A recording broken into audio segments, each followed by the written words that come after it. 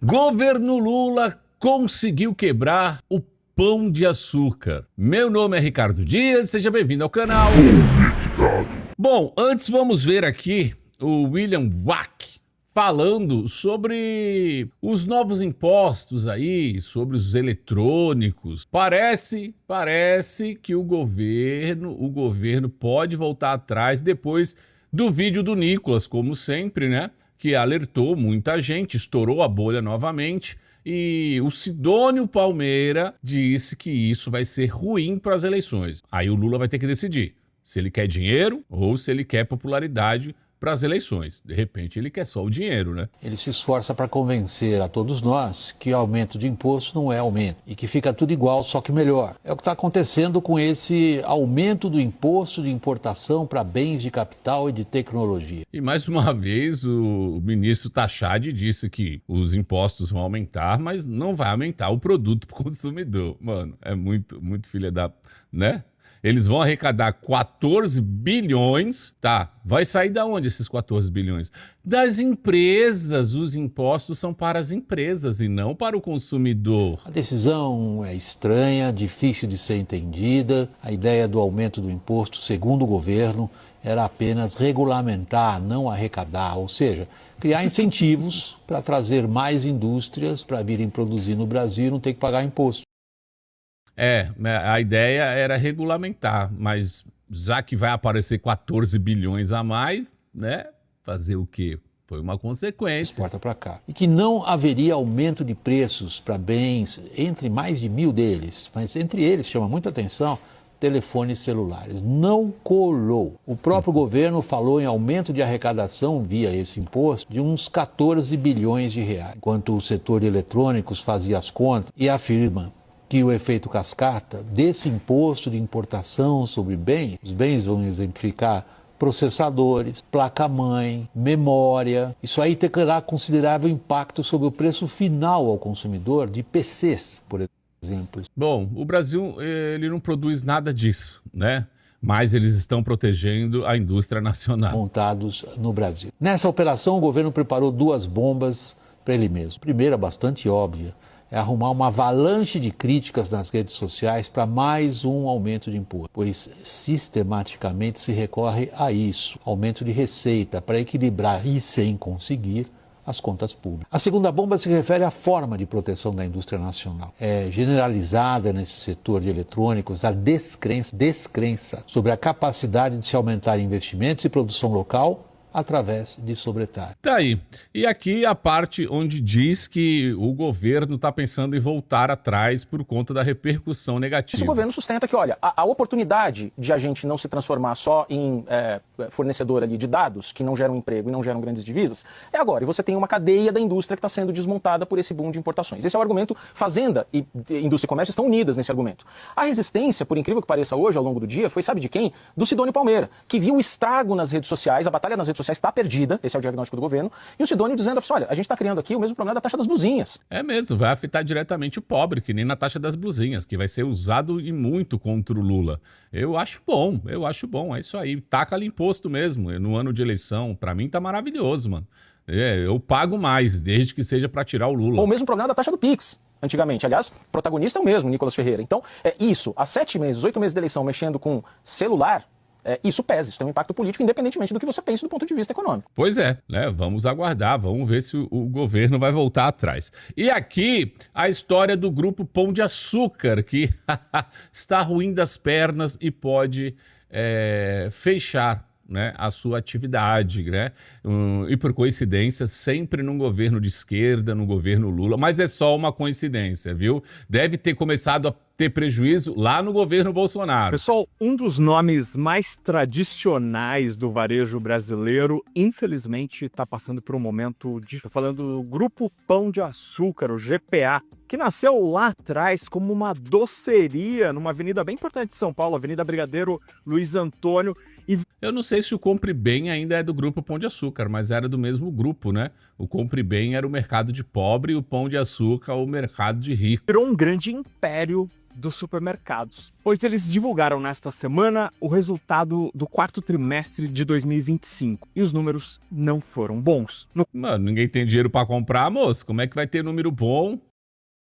Ah, na cabeça do Haddad e do Lula, né? Tá todo mundo toda hora no mercado enchendo o carrinho, de tão barato que as coisas estão. Enche o carrinho, leva pra casa o que dá, volta pro mercado pra encher mais um carrinho. É uma loucura. O brasileiro vive enchendo o carrinho no supermercado. No quarto trimestre do ano passado, o GPA, o Pão de Açúcar, teve um prejuízo de 572 milhões de reais. Dinheiro de pinga, Ter rapaz. prejuízo numa empresa às vezes acontece. O problema é que no caso do Pão de Açúcar, Acontece todo mês com o governo Lula. Fala que é isso. os prejuízos estão acontecendo há vários trimestres. E o pior, O o pior. total de dívida que precisa ser paga durante o ano de 2026 já é maior do que o dinheiro que a empresa tem em capital, em patrimônio. Isso indica uma situação bem difícil para o GPA. Mas o governo tem alguma coisa a ver com isso, moço? O que o senhor acha? Conta pra nós, será? Ou seja, não tem dinheiro para pagar essa dívida, pelo menos com o que se sabe e o que se tem até agora. Diante disso, eles fizeram uma admissão bem difícil para uma empresa, que foi o seguinte: no comunicado, no balanço, eles dizem que as condições atuais indicam a existência de incerteza relevante que pode levar dúvidas significativas, podem levantar dúvidas significativas sobre a continuidade operacional da companhia. Mano, você já pensou em um dia que o grupo Pão de Açúcar ia quebrar? Porque se a gente analisar, cara, é um supermercado, velho. Vende comida e todo mundo precisa comprar comida todos os dias. O que pode acontecer para um mercado de alimentos quebrar? As pessoas não irem mais comprar comida, né? Aliás, as pessoas vão e compram o básico, né? Antigamente você ia ao mercado, comprava a sua comida, o seu básico e mais uma sobremesa, mais uma bebidinha, um sorvetinho. Você comprava muitas coisas. Agora é o arroz e feijão e meio quilo de boi ralado. E olhe lá, para passar a semana. Ou seja, o Pão de Açúcar, aquele supermercado que tem em várias cidades do Brasil, não sabe se ele vai continuar de portas abertas. Tem Pão de Açúcar aí na sua cidade? Na minha tem. Acho que tem 2. Por quê? Porque a dívida é muito grande, são mais de 4 bilhões de reais, com um juro de 15%. Isso exige muita grana em pagamento das parcelas e dos juros. Além disso, o próprio supermercado continua dando prejuízo. Diante disso, há 2 caminhos para o Pão de Açúcar. O primeiro é pedir uma recuperação judicial, levantar a mão e falar: devo, não nego, pago quando puder. A outra possibilidade seria converter uma parte dessa dívida em ações. Tudo isso envolve muita negociação e tomara que a empresa consiga sair melhor dessa história, porque é um nome tradicionalíssimo, uma empresa grande e que emprega muita gente no Brasil. Eu tô aguardando a Magalu. Não quero ver ninguém quebrando. Eu não queria ver ninguém quebrando. Mas a Magalu... como eu tô esperando essa mulher fazer um videozinho dizendo que, infelizmente, as atividades da Magalu estão acabando, né? Lembra que ela falou que se você não tá satisfeito com o Brasil, que vá embora do Brasil... Ela falou isso daí, ela apoia o governo Lula. E agora, com o aumento dos eletrônicos e tal, bom, vai parar de vender TV, computador, smartphone. Quer dizer, tudo que a Magalu vende, o pobre, otário, vai parar de comprar. Então, quem sabe nós não vamos ver aí um videozinho da Magalu. Olha, eu não quero ninguém quebrando, mas eu sinto lhes dizer que eu ia sentir uma pontinha de satisfação dentro do meu peitinho. Bom, várias empresas estão indo embora do Brasil e agora é a vez da Riachuelo. Sim, a Riachuelo meteu o pé desta bagaça véia aqui. Por quê? Ou fica e quebra igual o Pão de Açúcar ou mete o pé do Brasil para sobreviver. Vamos ver aqui, ó. O Brasil acaba partindo o caminho da luz, a Ria para outro país, o destino só esse, Paraguai. Mais uma que foi pro Paraguai, rapaz. Todo mundo do Paraguai.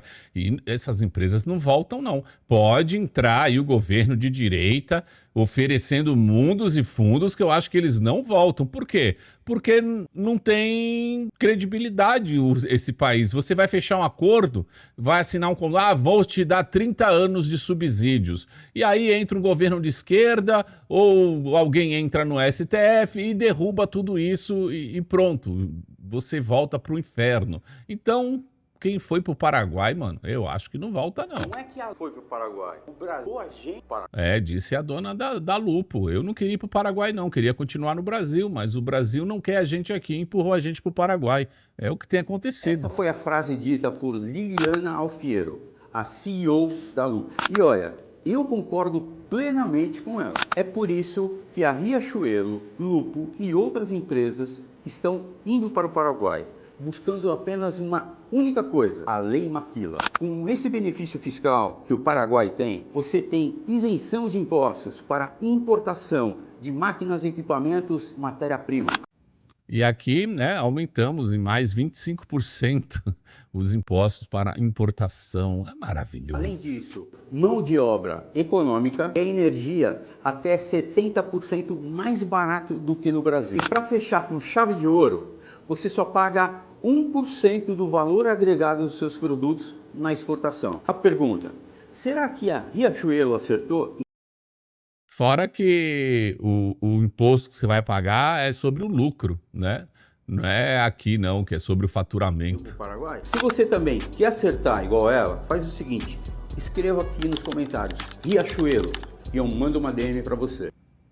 Olha aí, ó, tá vendo? Quem quiser vazar do Brasil, abrir uma empresa no Paraguai, tem muita gente oferecendo aí para você se regularizar lá no Paraguai. E se você chegou até aqui, like nesse vídeo, compartilhe suas redes sociais, me siga no @canal Conectado no Estragado e se inscreva nesse canal se você não for inscrito. Por enquanto é isso e a gente se vê. Fui!